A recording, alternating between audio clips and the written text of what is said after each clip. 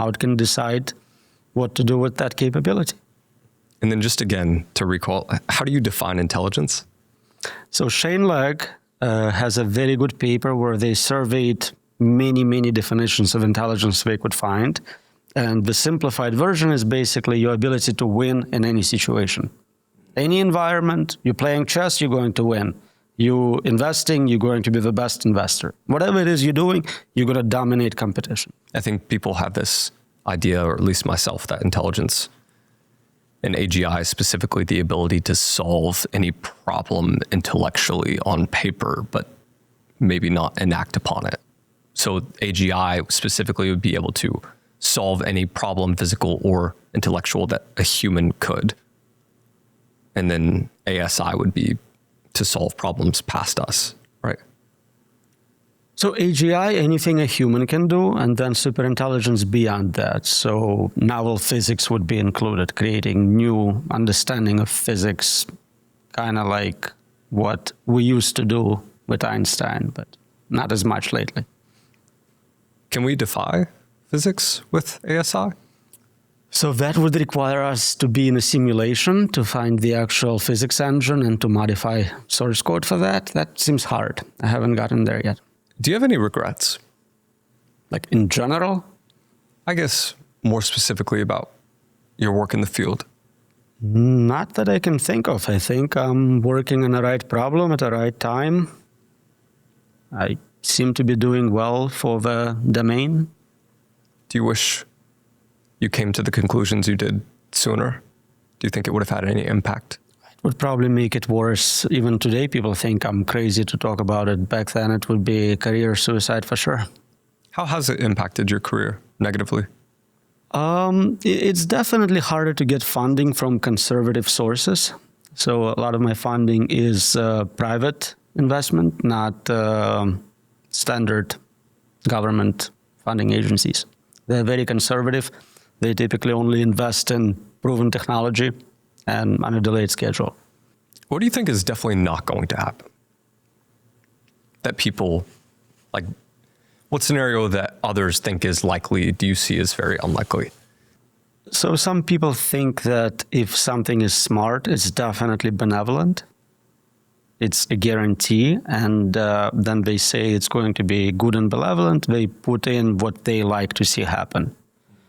So definitely it's going to do things to fight, I don't know, climate change or something like that as a guaranteed outcome, and it's always going to care about stopping coal industry in Kentucky.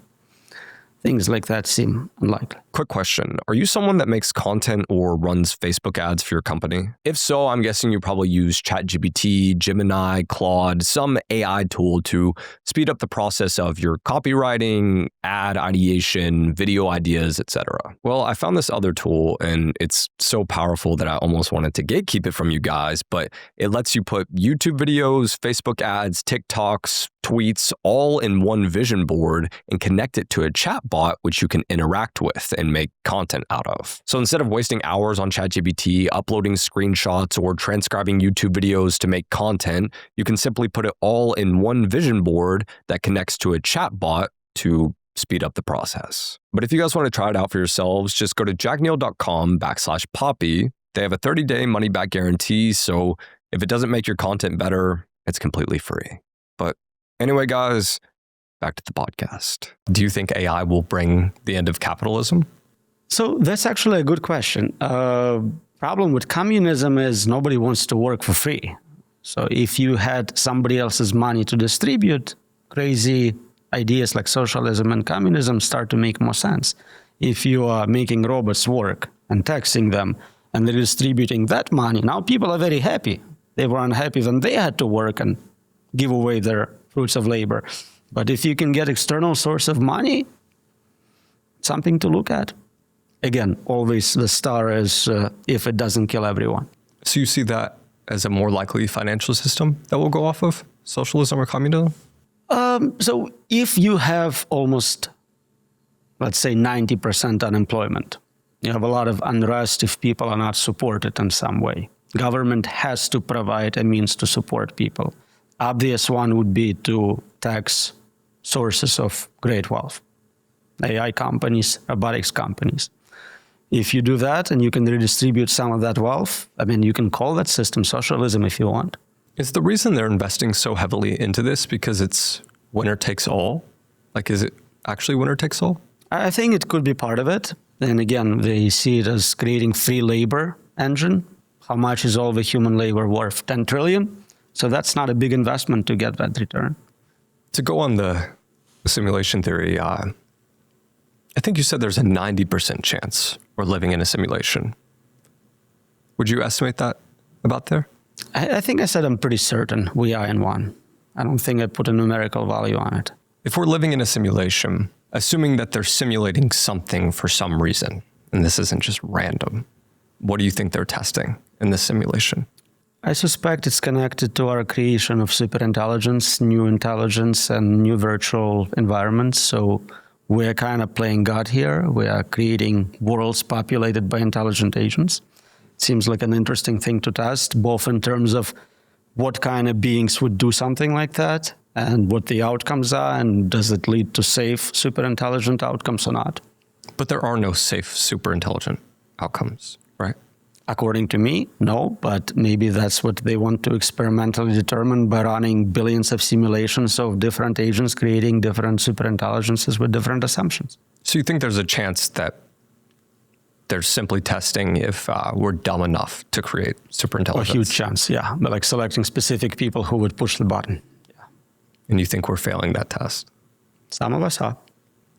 If we're in a simulation, do you think it's possible for us to break out?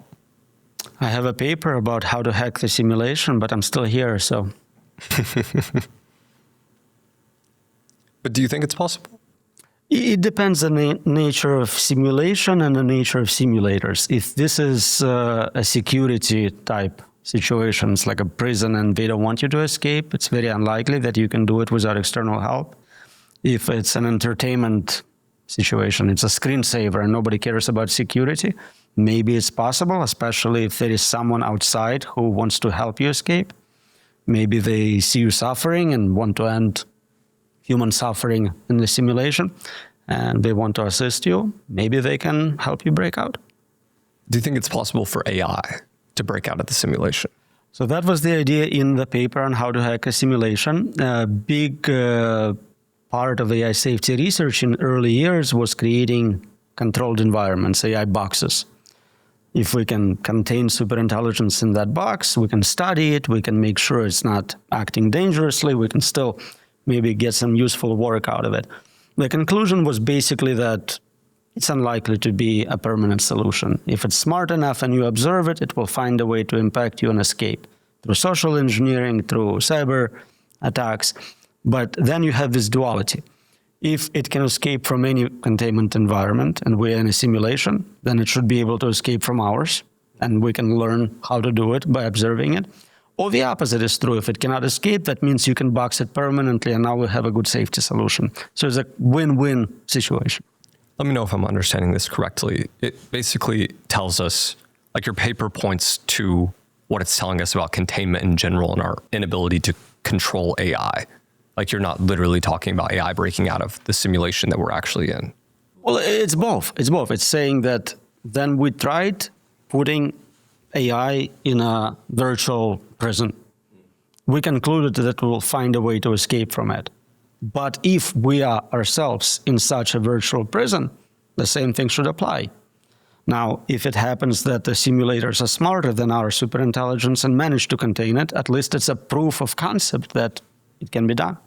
Do you believe in this idea of NPCs? If we are in a simulation, it would make sense for not everyone to be a main character in a game. Do you think you're an NPC or a real player in the simulation? It's a great question. So there could be degrees of how much of a player you are. It would still be someone else's simulation, but you are secondary character. Since I have internal access to my states of qualia, I'm pretty sure I'm not an NPC, but that's what an NPC would tell you. Is there any scientific research on the nature of NPCs and like who would be most likely to be an NPC? Or like, so that's just research on consciousness and how to test for philosophical zombies. There is a lot of philosophical work on that, and some people argue it's impossible. Some say you cannot test for it. We're back to question of consciousness testing. Who do you think would be like the most likely candidates? Because I was thinking about this, and I think it's 30 to 40% of people don't have inner monologue in their head. And then like another 4% don't have visual memories. Like they're not able to picture something that happened to them.